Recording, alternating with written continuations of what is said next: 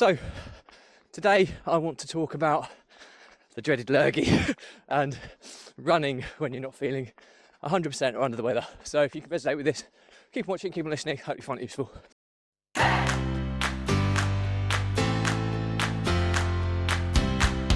Welcome back to consecutive day 1711 of a diary of a runpreneur. And today's topic is all about running when you're ill, when you're under the weather, when you've got the lurgy, whatever you want to call it. Isn't particularly pleasant, but and don't do it if you can avoid it. But before I talk about it in more detail, please remember that this is part of a fundraiser of saving the lives of children by attempting the ultimate ultramarathon of run vlogging on consecutive days, a distance of a lap of the world, barefoot style. So any support you give gets us in front of more people, raises more money, and saves more children's lives, which is why I do this every single day. So back to the topic at hand. Excuse me if I'm a little bit gaspy or sounds like I'm panting a bit more than usual.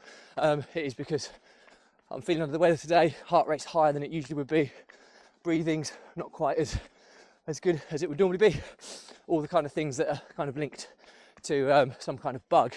Added to the fact, talk about kick me when I'm down, my crocodile clip, well, it's not a crocodile clip, but a vampire clip, sorry, for my Rode wireless go-to microphone or lapel lavalier mic has snapped, so I'm having to run holding my microphone as well today. So yeah, the joys, but I'll have to order another one this evening. So yeah, running with a lurgy. Lurgy sounds horrible. I'm going to running with illness. It's nothing major, it's just a little cold or a sore throat or some kind of little bug that you get around January, February time in the new year. A lot of people do. I was a little bit kind of cocky maybe a few weeks ago when everybody in my household got ill and I managed to swerve it, and I was talking about all the running I do that helps me avoid illnesses. And I didn't entirely mean that. It was because what I meant was that because I'm proactively sweating every day, I'm potentially sweating out toxins and illnesses and bacteria and stuff early enough so it doesn't get a proper stranglehold of me. That's what I was kind of insinuating, and hopefully that's the case with this. But I have got a bit of a sore throat. I'm a little bit congested, and running today is, although the pace isn't disastrous, it's just a little bit harder from a cardiovascular perspective. So first things first, running with illness, running when you're under the weather. The simple rule is don't do it. So if you're feeling under the weather or you're poorly or whatever, don't try and be a hero and come out and do this. Only reason I'm doing this is because I'm on this running streak and I have to. If I want to hit my target of raising £1 million for children's causes by run vlogging on consecutive days, distance lap of the world, barefoot style, then I have to run every day. If I wasn't doing the streak, I wouldn't be running. I'd be letting my body recover. The other thing to be aware of is monitor your metrics. You can generally see some signs of whether you're struggling with illness or not. And today I can say that my heart rate's probably 10 beats per minute higher than it usually would be. So that's a really good indicator that my body's fighting something. Heart rate is a really good indicator. If it's higher than it usually would, and you think there's no reason for it, there's always a reason for it.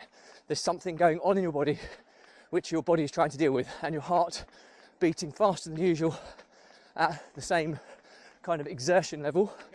Hey dude.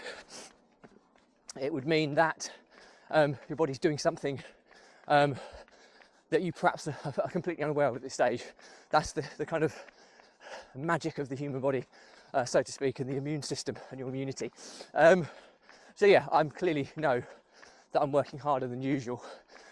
So once you've got your metrics, heart rate's usually a really good indicator. That's the main one I normally look at. Other than that, just if you are having to do stuff, take it easy. I certainly won't let my heart rate creep much higher. Oh, I've just dropped my... it's not one of those, not a good day, is it? I've just dropped my camera holder, my lens cover, sorry. Technical failures, feeling under the weather. It's kind of a bit of a grim evening. Yeah, you know, surely the only way is up. But yeah, I'm going to kind of draw this to a close. The learnings from my diary today: if you have got an illness or a bug of some kind, and you're toying with the idea of going out for a run or some form of exercise, if you don't have to do it, don't do it. Your body will be a lot more susceptible to making things worse, to injuries, if its immunity is depleted to some degree, which it will be if you're battling some kind of illness.